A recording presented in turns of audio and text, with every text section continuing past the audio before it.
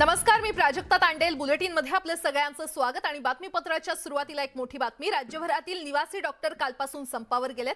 शनिवारपर्यंत वेळ देऊन देखील सरकारकडून चर्चेचं निमंत्रण मिळालं नसल्यानं निवासी डॉक्टरांनी संपावर जाण्याचा निर्णय घेतलाय. राज्यभरातील 5,000हून अधिक निवासी डॉक्टर या संपात सहभागी झालेत. तर आज या संपाचा दुसरा दिवस आहे. कालच मंत्री गिरीश महाजन यांनी डॉक्टरांच्या मागण्यांबाबत सरकार सकारात्मक असून त्यांनी संप मागे घ्यावा असं आवाहन केलं. मात्र त्यांच्या आवाहनानंतर देखील निवासी डॉक्टरांचा संप हा सुरूच आहे. त्यामुळे राज्यातील आरोग्य सेवा कोलमडण्याची शक्यता आहे. तर दुसरीकडे रुग्णांचे हाल होऊ नयेत यासाठी प्रशासनाकडून पावलं उचलली जात आहेत.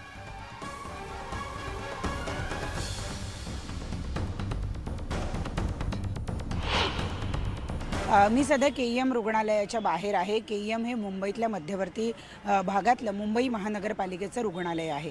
परंतु राज्य सरकारची रुग्णालय असो किंवा मुंबई महापालिकेच्या अंतर्गत येणारी महापालिकेची रुग्णालय असो, इथल्या सगळ्याच निवासी डॉक्टरांनी कालपासून संप पुकारलेला आहे. आजसुद्धा संप पुकारल्यानंतर हे सगळे डॉक्टर पुन्हा एकदा एकत्रित येणार आहेत. आपण पाहतोय हळूहळू डॉक्टर इथं जमायला सुरुवात झालेली आहे. थोड्या वेळातच ते बाहेर येऊन त्यांच्या ज्या काही मागण्या आहेत त्यांचा पुन्हा एकदा उच्चार करणार आहेत. खरं तर काल मंत्र्यांनी असं सांगितलं की आपण डॉक्टरांच्या सगळ्या मागण्या ज्या आहेत त्या मान्य केलेल्या आहेत आणि त्यावर काम करायला सुरुवात केलेलं आहे. पण आणि त्यामुळं या सगळ्या डॉक्टरांनी आपला संप मागे घ्यावा. परंतु अजूनही संप मागे घेण्यात आलेला नाही आहे. त्याला नेमकी कारणं काय आहे ही आपण थोड्या वेळात त्यांच्याकडून पुन्हा एकदा जाणून घेणार आहोत. परंतु प्रमुख मागण्या त्यांच्या याच आहेत की जुलै 2018 पासून सुरू करण्यात आलेला डिअरनेस अलाउन्स जो आहे तो त्यांना एरियस सकट परत करण्यात यावा. 1432 ज्या सिनियर रेसिडेंट डॉक्टरांच्या जागा आहेत त्या ताबडतोब भरण्यात यावा. या सगळ्या रुग्णालयामधली जी हॉस्टेल्स आहेत जिथे या निवासी डॉक्टरांच्या राहण्याची सोय असते त्या अतिशय दुरावस्था आहे. ते सुरळीत करण्यात यावं, त्यांची डागडुजी करण्यात यावी. या प्रमुख मागण्यांसाठी हे आंदोलन केलं जात आहे. जेव्हा की मंत्र्यांचं असं म्हणणं आहे की या सगळ्या मागण्या मान्य झालेल्या आहेत आणि त्यांची अंमलबजावणी ही येत्या काही दिवसांमध्ये होणार आहे. त्यामुळे डॉक्टरांनी संप मागे घ्यावा. परंतु तरीसुद्धा डॉक्टरांचं म्हणणं आहे की आम्हाला चर्चेसाठी बोलवलं नाही आणि म्हणून आज सलग दुसऱ्या दिवशी सुद्धा ते त्यांचं आंदोलन सुरू ठेवत आहेत. आपल्या विविध मागण्यांसाठी धुळे जिल्ह्यातील निवासी डॉक्टरांच्या माड संघटनेनं पुकारलेला संप सुरूच ठेवण्याचा निर्णय घेतलेला आहे.